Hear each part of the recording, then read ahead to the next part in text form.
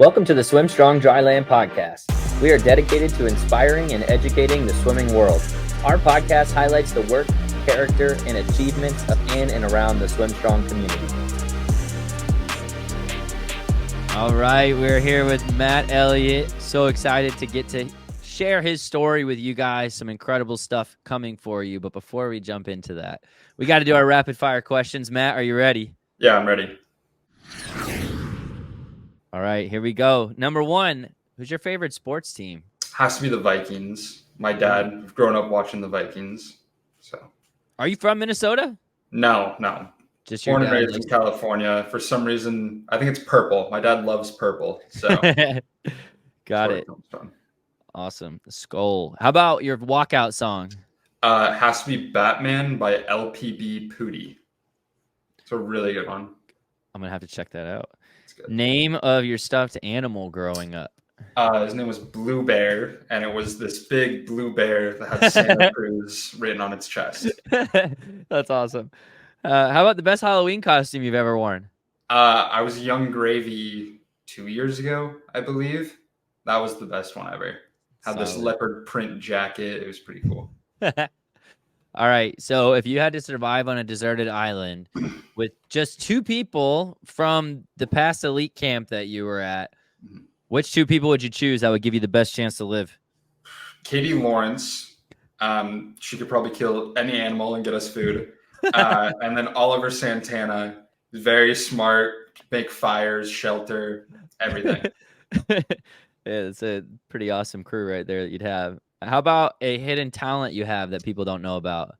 Probably cooking. Taking up cooking. It's a lot of fun. Do you have a favorite? Do you have a favorite type of food you like to cook? I just got a recipe for Dutch oven pancakes. I've had them before and they were really, really good. I'm gonna make them this weekend probably. That's awesome. So, and last question: what's your favorite part about SwimStrong Dryland? Has to be the mentality. I mean, I've never had a group to train with that was so excited. I'm hoping that college is going to be exactly like that. Because if I could live 4 years with a group of people like SwimStrong Dryland, that would be amazing. That's awesome, man. That's awesome. Well, I'm very thankful for you taking the time to be on here. Cal is very lucky to have you starting with their program next year. I'm really excited for you to get to experience that. But there's a lot to your story that I really want people to know. Some crazy adversity you've had to overcome, the mindset that you have, and just so many different facets that I'm excited for people to hear about. But first, can you just share a little bit about how you got into the sport, how long you've been swimming, why you started in the first place? Yeah, I mean, so my parents, they actually argued right when I was born about what sport I would do. My mom grew up playing softball. My dad did shot put and discus.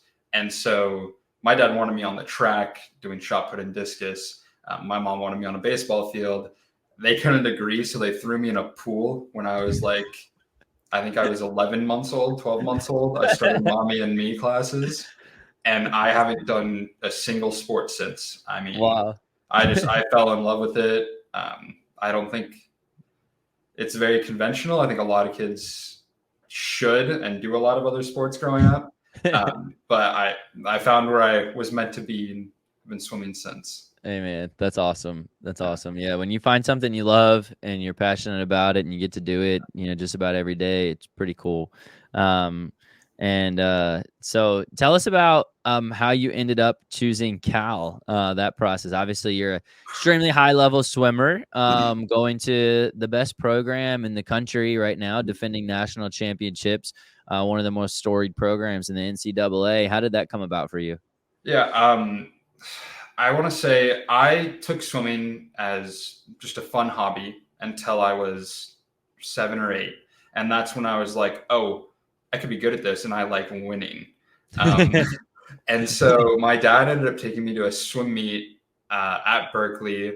I still have the poster. It's signed by the entirety of the women's team. Missy Franklin, I believe. Yeah. Have a signature from that. And it was pretty much from that day I decided that I want to go to Cal, and I've never changed my mind. Not even knowing anything about how good the men's team was or anything like that. I had always said that I was going to Cal from when I was about 8 years old. That's so wild, man. So I do feel like a lot of people have, nobody thinks that, hey, what you want to do when you're 7 or 8 years old is what you're going to end up doing. And there's no way you're just going to do this one sport from when you're young to it. It just shows that like everybody's paths are different, man. Some people maybe play 4 different sports when they're younger, and some people just swim and they know when they're 7 or 8 years old and what their passion is and where they want to go. And both of them are pretty incredible. So, as you grew in the sport and you started realizing how talented you were, did that just fuel your desire to go to Cal? Like, what was the process like for you when it came time to actually make a decision? Well, I mean, I honestly didn't think about it much until my sophomore year of high school. Was when like I was about to start recruiting, and I learned pretty much how good Cal was. I've never watched college swim, never watched the Olympics. I always just enjoyed the sport. I enjoyed going to meets and winning and doing the best that I could. And it was a couple months before recruiting started for me. My dad was like, hey, you're in a good spot to go to Cal. And I was like, okay, what's the process for that? And he's like, well, you need to get faster. They are defending NC2A championships. And then I got to learn about what NC2A was and kind of the whole process with recruiting. And that's kind of when I started stepping on it to really push my limits. And that season has by far been my best. I think I got a little bit more into training. We were talking a little bit before about that scale of talent, effort, and then mentality, I think it was. Attitude, effort, and talent, yeah. Attitude, right. And I would say I'm about an 8 or 9 on the talent. I think that I made it to juniors mainly based on my talent. I had a decent attitude. I mean, I enjoyed swim. It was fun. It wasn't like I resented it. But the effort, I slacked off of practice for sure. Getting out to go to the bathroom during main sets, getting tired and telling my coach that I was cramping. all the stuff that the kids that I coach these days, all the stuff that they do, I was doing. And you're like, I know all the tricks when you're when you see your coach. No, I do. I have some certain swimmers who get out with a cramp every single day. Yeah, they don't have a lot of muscle in their bones, so I don't think they're going to be cramping quite that much. But that's kind of that season, my sophomore year, when I went my 19.8 in the 50 free, got down to a 48.0 in the 100 fly, and I think it was a 44 in the 100 freestyle, which then led to me getting recruited by Cal. That was when I really started to step it up, when I found out how hard Cal was to get into, I guess. But so that was kind of my process of getting recruited to Cal and learning about the college swim. Yeah. Man, I appreciate the just transparency around what it looked like, what your journey looked like, and that everything wasn't perfect and that you weren't always given the best effort, and you recognize that you had talent, but then that there was a whole nother level to be unlocked if you were to find like a new level of effort. And I think a lot of people are in that boat, especially people who are talented. I think there's a lot of talented people out there who they can get to juniors and then kind of become content, and you start to really just take that for granted. But then as you go to higher and higher levels, you realize, wait a minute, a lot of people now at these higher levels have this talent. What's going to separate me from everybody else? It's going to be that attitude and effort that you were talking about before. And I know you've had a pretty major mindset shift, but you've also had some major life shifts too, with different things that have happened. One of them being an accident that you've had to go through now. We were talking just over a year ago only, which it seems like it was a lot longer. But would you mind sharing like a little bit of what happened? Yeah. So I was on my way to morning practice. It was about 6:30 in the morning, and this car had pulled out right in front of me as I was driving down a country road. I was like in traffic. There was one car a couple of feet in front of me, and this lady just didn't look both ways, pulled out in front of me.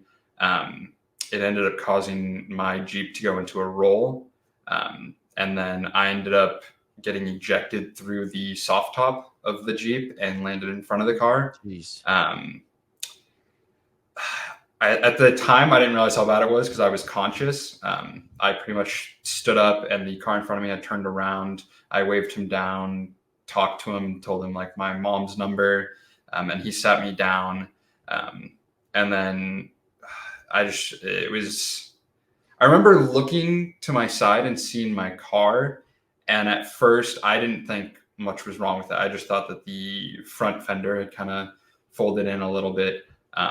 Later found out that it had gone through a full roll and it was done for. But I had ended up breaking my lower eye sockets, my nose, both cheekbones, and my top jaw. And then a trach was placed in my neck. After they did the surgery, they had to wire my jaw shut. And I had splints in my nose. And so there were concerns about me being able to breathe, which is why they did the trach. Mm-hmm. And then that process, I had all of that in for about 3 weeks. It was a week in the hospital and then 2 weeks at home before going for an in-out surgery where they removed the trach, the stuff in my mouth holding my jaw together, and then no splints. Wow. So that was that. Wow. Yeah, that's absolutely wild. And man, I remember hearing about that from your coach and just being absolutely devastated and just hoping that you would be alive. Like, just terrified for you. And just like, honestly, so thankful that you're on the other side of this call right now. Mm-hmm. Even thinking about it, I'm getting emotional because it's crazy. Like, it's crazy thinking about, that. And we're so blessed that that you came out on the other side. But not just that, like the things that you've done since then, I think are wicked inspiring. And so I want to get into that too, but tell me a little bit about how a lot of people go through injuries. Not a lot of people go through traumatic experiences where it's like life and death. And like it could all be taken from you in an instant. What was going through your mind after after the surgeries, after you realize, okay, I'm here, I'm alive? Like, were you worried that, hey, I may never get to swim again? Were you just thinking about like surviving? Were you just thinking about like what was going through your mind in that moment? If you can recall any of it, like post surgeries, as you're like, Yeah, I definitely can touch on that. But I did want to say, I haven't gotten a chance to verbally say thank you to like the swim community and you guys, SwimStrong Dryland, and what everyone did after the accident with the GoFundMe. I wouldn't be able to be here training and all of that. And then kind of the motivation that gave me to get back into the pool. And that touches into how I felt post operation. I mean, if you ask my friends who were there, I definitely was trying to take the bright side, or I guess not the bright side. I was trying to be as happy as I could be in that situation. All of my friends would say that I was cracking jokes. I couldn't talk, but I was writing down jokes, and just trying to kind of have a good time with friends. And I remember my first two friends that came, they were crying. One of my teammates, Tanaya Winter, I think you've met her. She was next to me in the ICU, and she started crying. And in that moment, all I was like writing on the whiteboard was like, "It's okay, I'm fine, it's okay," and then trying to make jokes. Sorry, I missed practice. Making jokes about like, "It's okay, I wouldn't have been in your lane anyway," because she's a distance swimmer, I'm a sprinter. So jokes about me not really. I mean, it's an ongoing joke with my old team that I would slack off in practice, or that I wasn't doing as much work because I'm a sprinter, just doing 25s or 50s at a time. But yeah, definitely was just trying to take the bright side of things. And then with the GoFundMe starting and all of that, I was more motivated to get back in the pool than ever. A big goal of mine was I wanted to make it to juniors, which was supposed to be about a month and 2 weeks after the accident, which sadly didn't end up happening. But yeah, that was kind of the mentality after. I mean, that's a crazy mentality. Even like, yeah, I remember I heard that from you and your coach at first, and I was like, wait, like juniors, like just next month. I was like, let's just breathe on our own first and take like baby steps. And you're like, yeah, I'm good. It's crazy. So and first of all, by the way, it's total privilege to get to be a part of your journey, and the least that we could do in any of the efforts, you inspire us significantly more than we've inspired you. But I'm super thankful to be a part of that in some small way. But you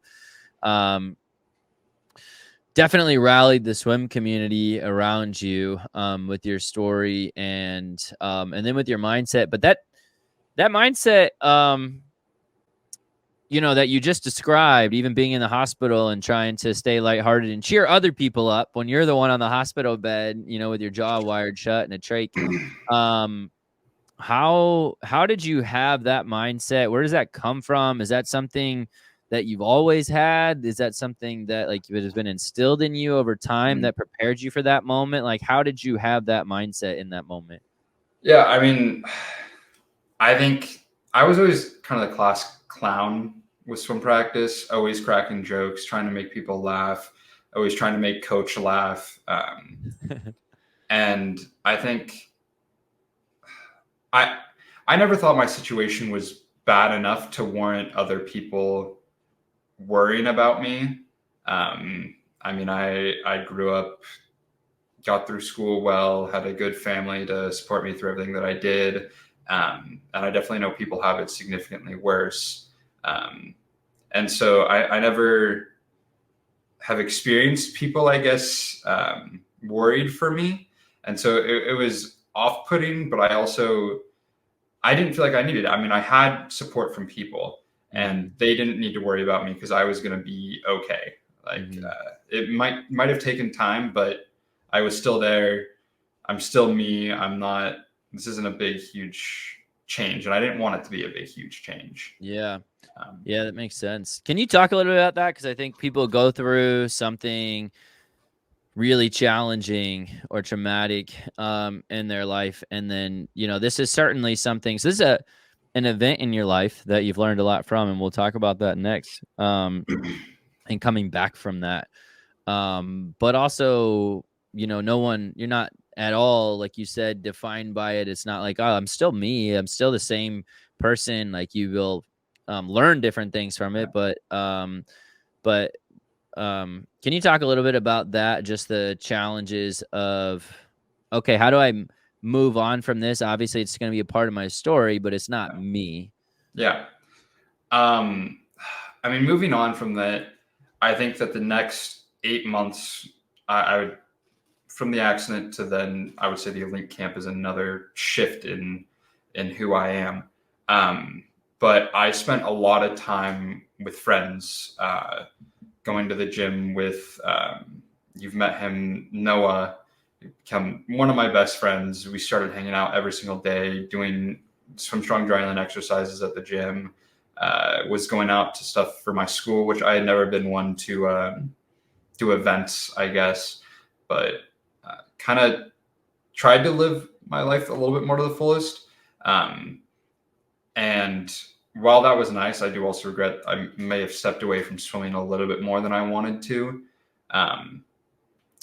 But definitely trying to get comfortable with my new situation. And then there are certain insecurities with like, I feel like my face has shifted in the look or the scar, but trying to get over that and past that was a big part of those 8 months. And I guess resetting and trying to fall back into a norm. Yeah.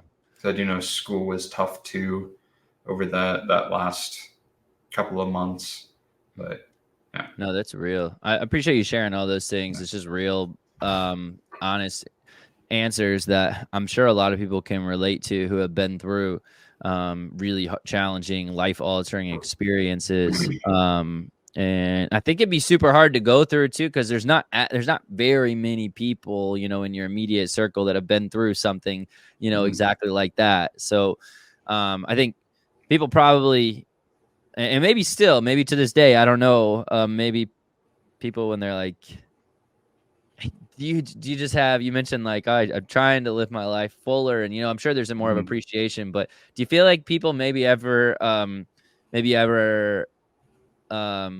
ask questions that are like a bit frustrating, like, so do you have like a whole new perspective on life? Is everything different now? Like, are you just like enjoying every single moment to the full? Like, do you get questions like that? Does that bother you, or you're okay with that, you're used to that? Like, what's that like?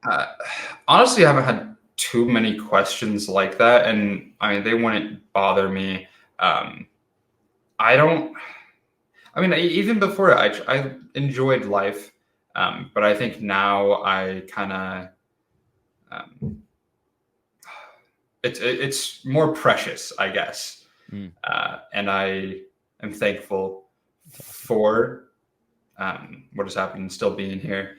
But I mean, there are the questions of what would it be like if my thoughts have changed, religious thoughts have changed, and stuff like that. And that stuff is kind of, I don't know, annoying, I guess, to an extent. Like, I'm not going to change that much over something like this. But big thing was trying to not make it a big deal in my life. That has been a big focus for me. Yeah. You seem definitely like the type of guy who's focused on others. You don't want people to worry about you, but you do have people in your corner who are there with you, but you, which I very much respect, are always like, hey, I want the focus to be on other people. And you're always trying to make other people laugh, even what you said, and like being even in like challenging moments. And I have a ton of respect for that. And that can be hard too when you're that type of person and people are caring for you and loving you. You're like, oh man, I don't know how I feel about this. It's kind of uncomfortable getting this attention, but it is nice to know you have people surrounding you for sure. But you mentioned, so coming away from that over the next 8 months to a year, and then going to the elite camp, you've mentioned that a couple times to me in terms of a mindset shift. So definitely there's things that you've learned from the accident, and then things that you learned from that you mentioned before when it was like recruiting time and, this is what it takes to go to Cal. And then you've mentioned the elite camp as another kind of mindset shaping, life shaping moment in your swim career. What specifically happened there that you felt like was impactful? Yeah, definitely. And so that was right around the time that I moved here to train with Dave Salo. But the biggest moment from the elite camp was the speech that you gave right before the swim meet, which by far is probably one of the best swim meets I've had since the accident. I think I was at 20 mid, I want to say, in the 50 free, and then got back down to my all-time best of the 100 fly at a 48 mid as well. Awesome. But your speech about what it takes to be an Olympian on a scale of 0 to 30. And there are 3 attributes that affect this scale, or your score. And you score your talent, your attitude, and your effort on a 1 to 10. And I would say most of my life leading up to that moment, I was an 8 or 9 on that talent. It carried me through my swim career all the way to juniors, A flying million at juniors.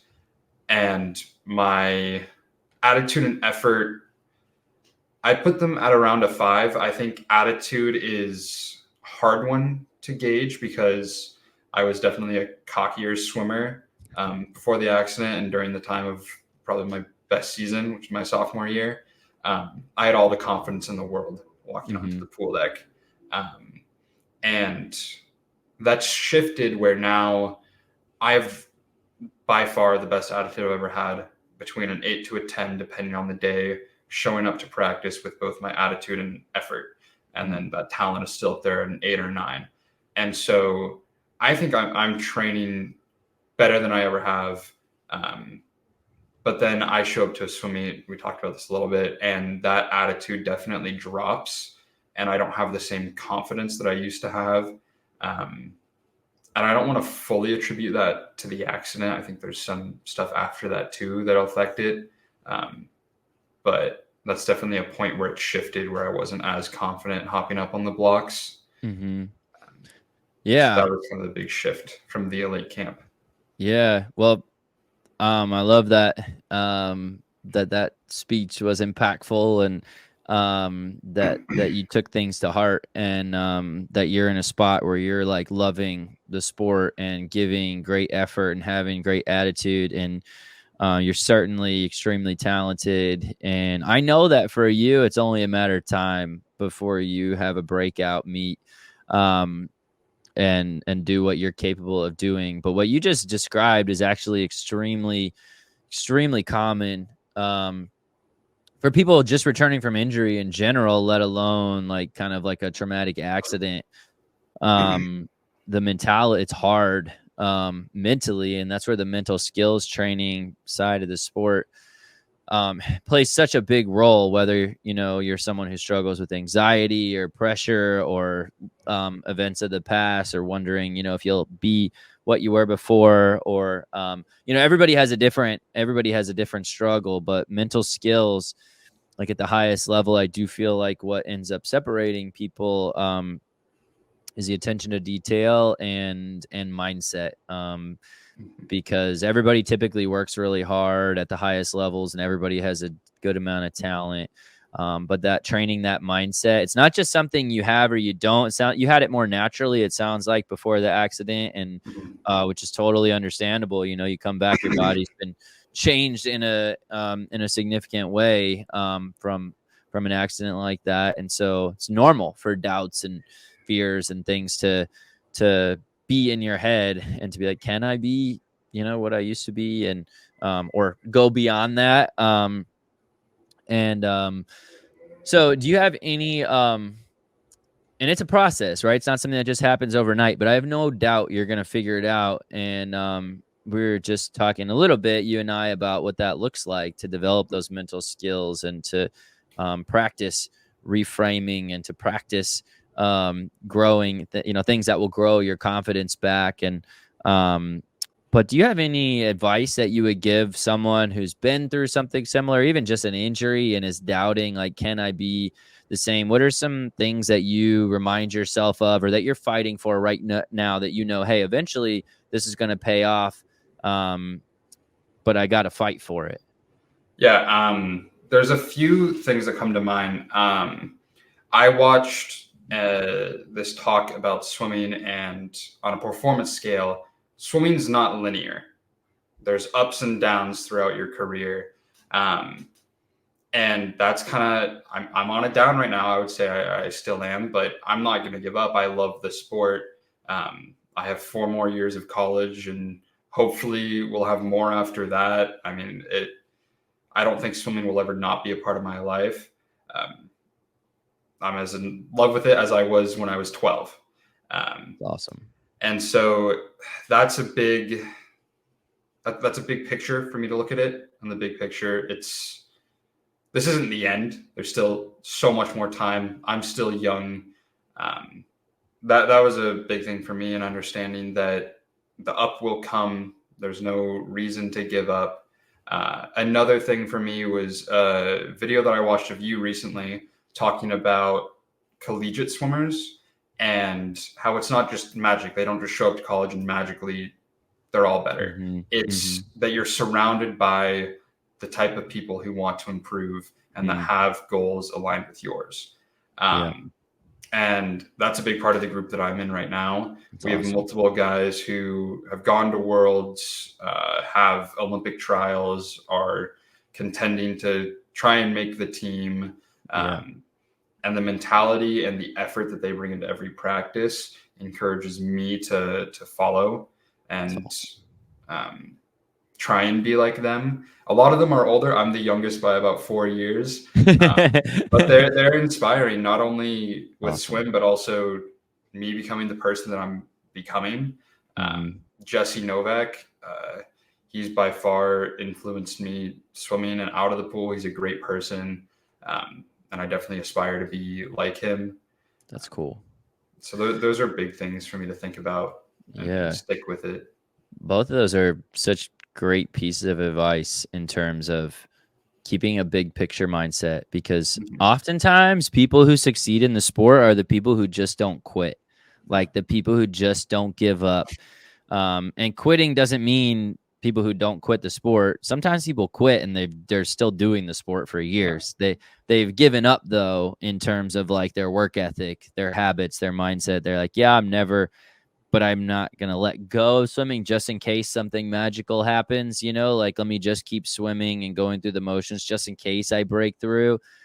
But they gave up long ago, right? Like, so, but the people who just don't give up, and those are the people who do the craziest things, not just in the pool, but out of the pool, because you just keep getting back up. You just keep moving forward. And so I think that big picture mindset is huge, because like, man, it doesn't matter what life hits me with. I'm going to keep getting back up and I'm going to keep moving forward, and we're going to see what happens. But if I don't get back up, I know what's going to happen. I know what will happen if I don't get back up. I'm not going to go anywhere. Go ahead. So we have this one swimmer who comes and trains with us every once in a while. She swam in, I believe, the 2008, 2012 Olympics. Her name is Gabby. I want to say she medaled, but I'm not totally sure. But she just requalified 3 months ago for Olympic trials, and her 200 breaststroke going a personal best time. Dang. And I think she's a great example of someone who maybe she thought her time was over after she went to the Olympics, but she didn't stop swimming. And I think she realized her capabilities and wasn't willing to give up quite yet. So she's definitely a huge inspiration to me at the moment. That's cool. To not give up and keep going. That's really cool. And then your other piece of advice is centered around surround yourself with phenomenal people who inspire you. You mentioned Jesse, you mentioned Gabby. Gabby, is that what you said her name was? Yeah.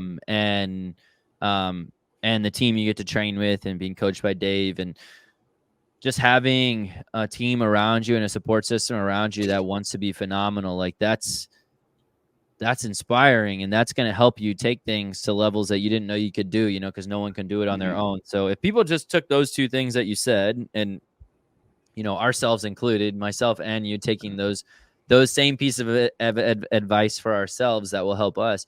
But keeping a big picture and surrounding yourself with great people, that's huge. Like, that's people who do that, they're going to see crazy things happen. And, so I appreciate you sharing those thoughts and just your real transparent mindset around how tough it is to come back from different things and the things you had to fight and struggle with and deal with. But seeing and hearing your mindset and your determination, like, there's no doubt in my mind that Matt Elliott's going to do something crazy. There's just no doubt in my mind, because that's your mindset, and like, that's what you're. So I don't know if you feel that too, but like, I'm getting fired up just thinking about it. I'm hoping so, and I'm not giving up anytime soon. I definitely have a comeback coming. If it takes 2 years, if it takes 6 months, if it's at these trials or not, I'm not giving up anytime soon. I love the sport. I love racing. But there's just the stuff everyone goes through that they got to work through. Yeah, man.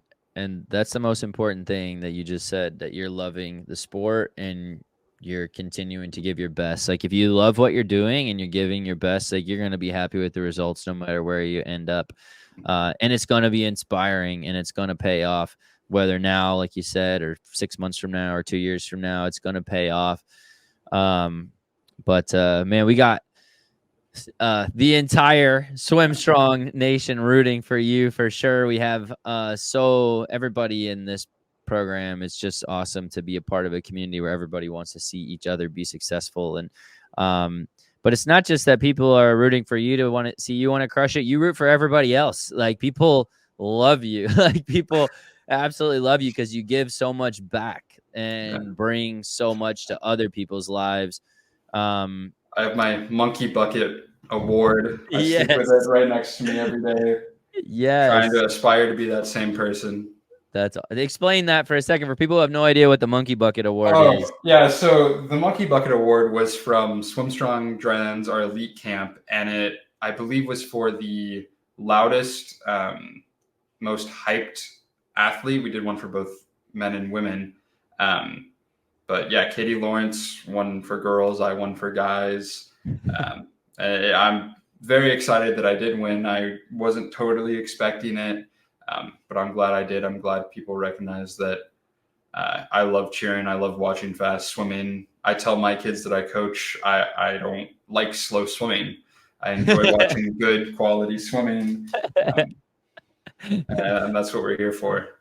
That's awesome. Yeah, that award is so fun because it's super meaningful, and the gift that Porter always puts together or has put together in the past is funny. But yeah, it's for someone who brings crazy energy and inspires everybody else. And so to be picked, to be named that in a group of 64 elite athletes from around the country who honestly are all just incredible. Like that, it's one of the, I mean, this past one we have was one of the most incredible weeks of my life too, personally inspiring for me just as much as for you guys. And so to be selected for that, like that says something. And so it's it always goes both ways. And I think there's a lot of joy in bringing other people joy too. And maybe do you feel like you've brought that into your coaching? Like do you, the kids that you get to coach now, is it something that you have a lot of fun with, like seeing their journey and the steps that they make? Yeah, for sure. And I mean, by far the most important thing for any parents watching or young swimmers, enjoying this sport. If you don't love it, you're not going to continue doing it. And so I have parents who do put a lot of pressure on their kids, and I can tell that their kids are going to get, might not enjoy the sport later on in their career, but loving what you're doing is the most important part about swimming. And I try and tell my kids that and get them to feel the same way. That's awesome. Trying other sports. Two of my best ones play basketball on the other side. Layla Lezak is in my group, which is by far one of the coolest things ever. And I think she only comes to 4 practices a week, but it's because she's doing soccer on the side. And her dad, Jason Lezak, doesn't push her too hard. And I think she loves swimming, and she's going to do it for the rest of her life. That's awesome. That's awesome. So even getting that advice too, hearing that, I think is very impactful for any parents listening, but also coming from a parent who was an Olympian who had, in my opinion, the greatest swim of all time. Yes. By far. Relay. Oh my gosh, I get goosebumps just thinking about it. It pops up on my For You page twice a week. It is the most amazing swim ever. So awesome. And so someone was in that spot in the biggest stage possibly in the history of the world and had the biggest swim in history, in my opinion, to help Phelps get, his 8 gold medals at that Olympics. He, as a parent, has his daughter doing another sport and isn't like forcing it. So like, take note, guys. Definitely take note to what Matt's saying. He has asked, because Layla didn't want to stress about moving up in groups, he's asked that we hold her back from moving up to other groups because she wanted to stay with her friends. And I think that is one of the best things that a parent could do. Awesome. Layla loves the sport. That's what we want to see from young kids. That's so see cool. them loving it. Man, that's awesome. That's awesome. Shout out to Jason for being not only an incredibly inspiring athlete, but father as well. And so that's super cool. Well, Matt, I can't thank you enough for your time on here, for everything that you do. We're all super blessed to have you a part of the SwimStrong family, and we will all be going crazy for you for the entirety of your swim journey, and even after. I have no doubt that we'll be continue to stay in close contact. But thanks for taking the time and for just being who you are, man. Yeah, for sure. Thank you. Anytime. I've enjoyed it. It's always great talking to you, Eric. Sir, you too, man. Thank you for listening to the SwimStrong Dryland Podcast. If you'd like to be a part of the SwimStrong Dryland family, you can reach out to us via email or social media. You can also follow SwimStrong Dryland on YouTube and TikTok for more educational content.